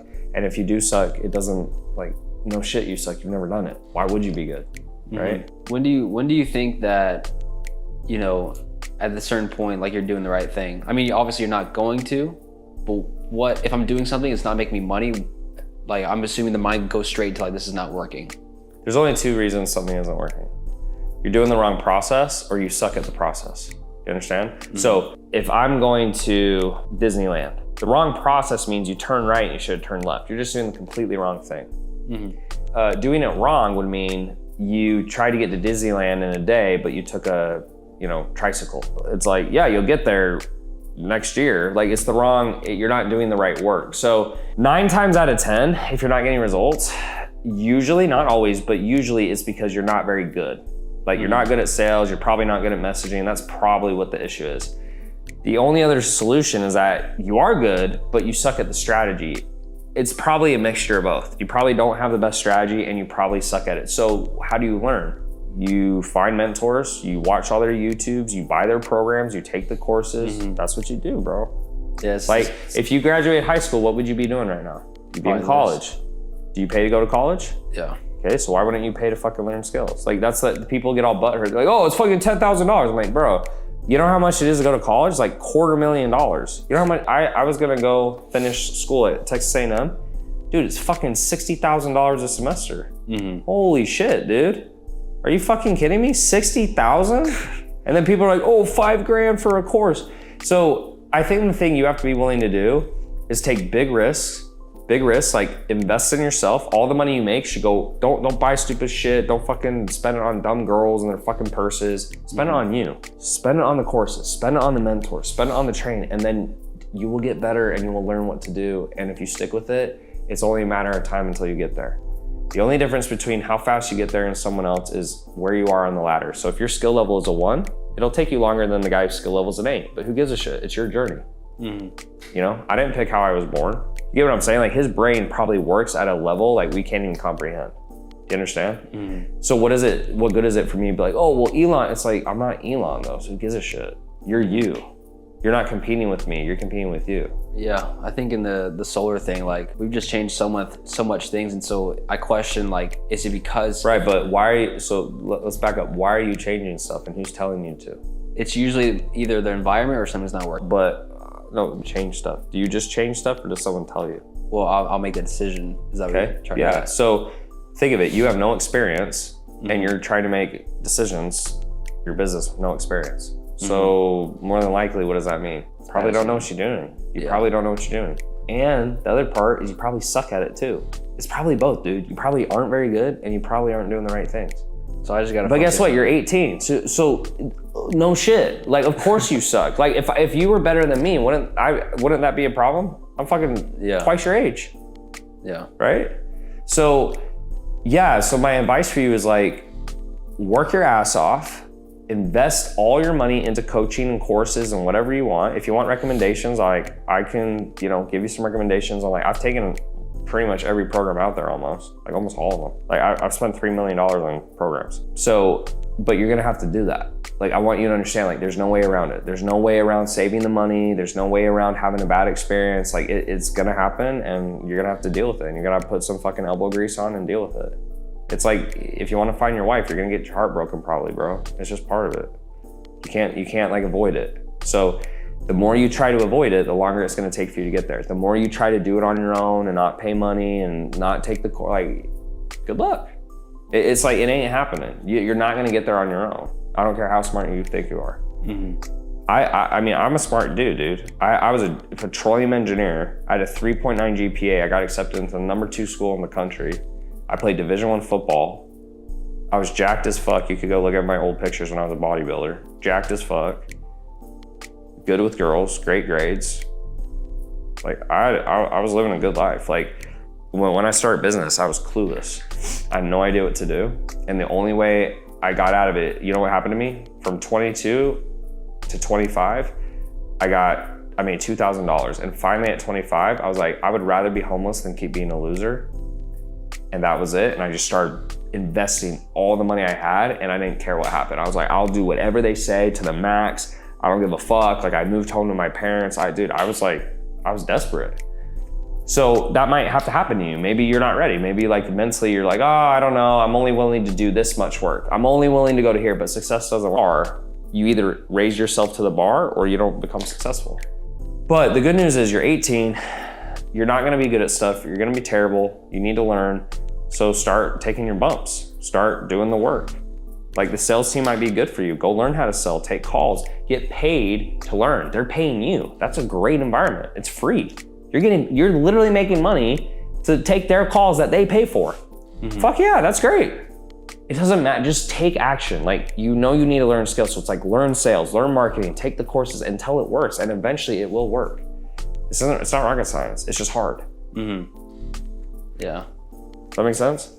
Yeah, so the game plan is prioritize my skill set and like learning and taking the coaching programs. Yeah, bro, why do you think I get paid so much money? Do you think it's because I'm just good at one thing or I'm good at a million things? Yeah. I'm good at everything. But how do you think that started? One step at a time. And then guess what happens? You skill stack until you're fucking rich. You're doing whatever you want. Same thing Alex Hormozi's done. Skill stack. I don't have any questions. I'm like, let me get my computer, bro. Let's go. Yeah, so just thing is, a couple things, I'll let you go and finish with them. You're 18 years old, so give yourself like a pat on the back for like even doing this. Like, dude, you got bigger nuts than most men. Most guys will never even do this. You're 18. So first, like recognize like you're headed the right direction, 100%. Number two is like, don't let what anyone else says around you affect you. Doesn't matter.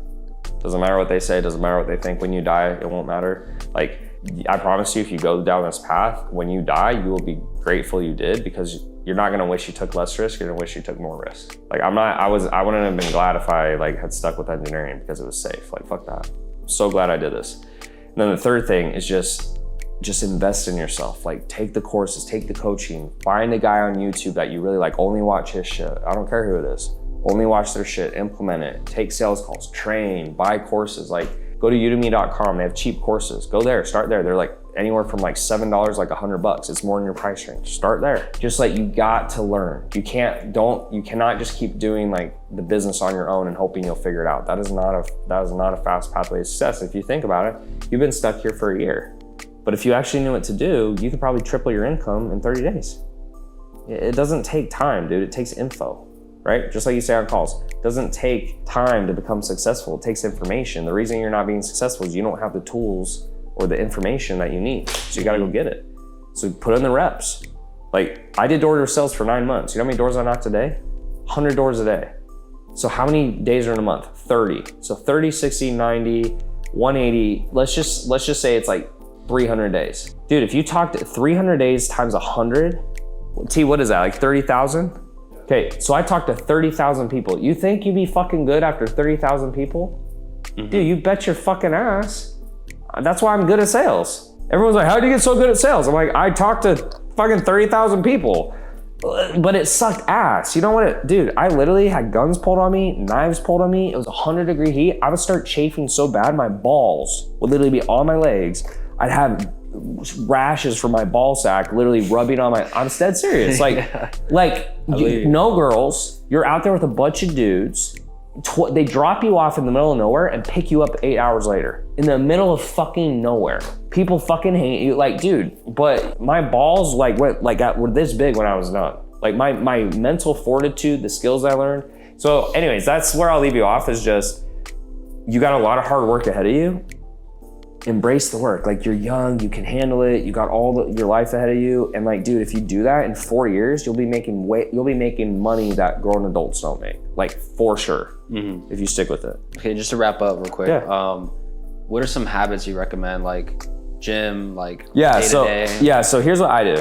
And I'll also say this with a caveat. You don't have to do certain things to be successful, but there are patterns. So here's what I like to do. I like to wake up early to start because I'm not bothered with people, right? You don't have to do that. Some people wake up later. I like to usually get up at 4:30 or 5. I'll meditate, okay? So if you're not meditating, get into it. It's not 5 or 10 minutes. I'm not talking like fucking 12 hours. Like, just learn to like get into it, okay?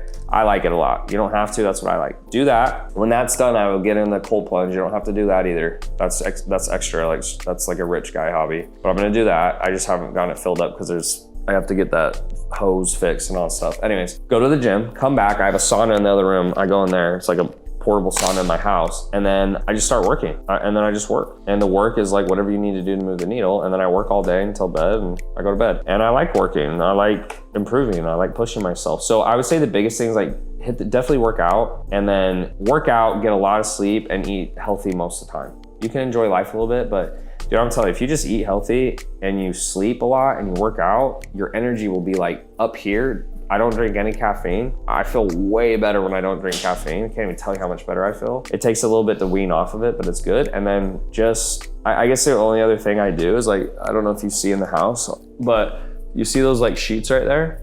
So those sheets, what I did is I wrote down all the things like I wanna be, right? You could read it on the way out, read some of it. And what happens is, you ever heard like our thoughts become our words become our actions become our results. So a lot of stuff we say to ourselves is because of our environment. Like our parents are like, oh, you can't do it, you're stupid. The girl says you're ugly. So all of a sudden you start thinking that. You're like, I'm ugly, I'm stupid, whatever. So something I've tried to do recently is I say the things that I want to think, but you have to say them consciously, because you know what your unconscious is, right? It's like you're not aware. So like you brush your teeth and you don't even think about it. It's unconscious. Conscious is like what we're aware of, what we see. Like you and me, I can see you, it's conscious, right? So by doing that, by saying that morning and night, I say it morning and night, and then I record it too. Like I'll say it and I record myself and listen to it. What happens is when it will come to your head and you'll act differently. I don't know if that makes sense. But like if a guy says, I hate women, and then another guy says he loves women, and they're in the same room, they're gonna have totally different experiences, right? So wouldn't you wanna be the guy who says he loves women, not hates women? It's the same thing in life. A lot of it, and this might take you 10 years to figure out. I didn't figure this out till this year. I'm 31. So when I was your age, I was like, that sounds like a bunch of crock of shit, trust me.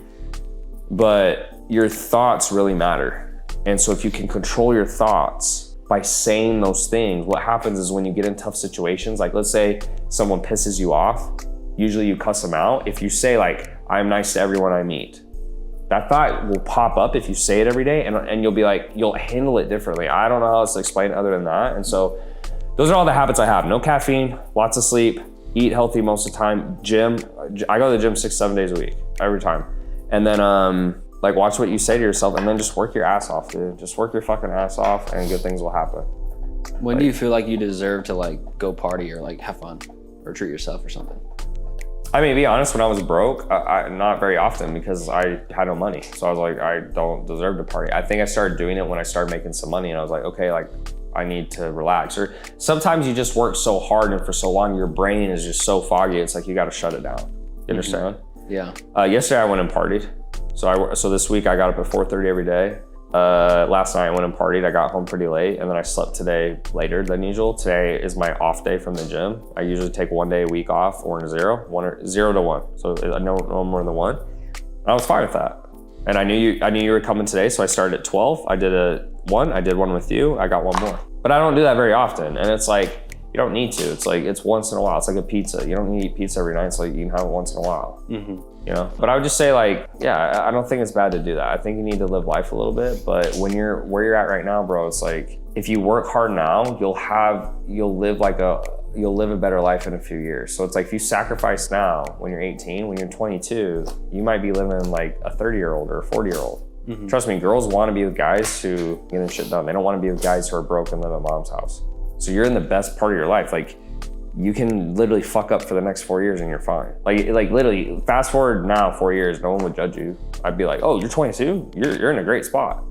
You're literally 18. So just work your ass off and be disciplined and surround yourself with guys you want to be like, especially older guys. Older guys will mentor you. I'd mentor you. Like, it's like, you're a young guy and you're trying to improve. Like, I love that, right? So like, if you surround yourself with the guys you want to be like, and then remember, the reason they say that you become the average of the 5 people you're around is why? Because the things they say become your thoughts. You understand that?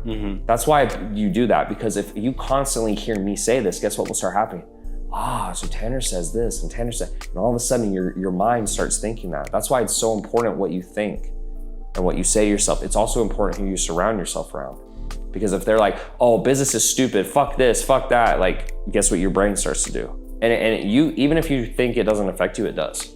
Music affects you. What types of music you listen to, all it does, dude. Anyways, that was probably a little deep, but. No, it was good. Yeah. Okay. I think I got what I was looking for. To be honest, I came here looking for some clarity, some guidance, and I mean, yeah, like I got it. I think when I get home, I got full clarity on what needs to be done. I have full clarity on what has to be happening. You know, like months from now as well. And it's just so cool. There's no question about it, bro. Like, I mean, I see him, he's living the lifestyle, he has the mindset. I mean, how you see him in his content and how you see him in person is completely the same, and how transparent honesty is. It's like, yeah, I mean, there's no question.